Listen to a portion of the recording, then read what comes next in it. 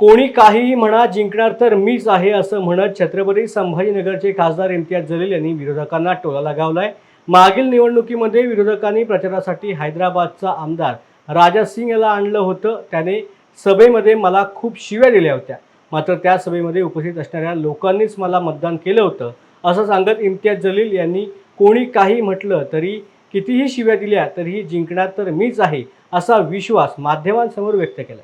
वाद देखील होणार आहे। पुन्हा म्हणजे ते भोंगे आणि पुन्हा तो वाद बघायला मिळाला। येऊ दे ना, येऊ दे ना, सगळ्यांना येऊ दे ना। मागच्या वेळी 2019मध्ये ते हैदराबादचे आमदाराला बोलवले होते, इतकं शिव्या दिले होते।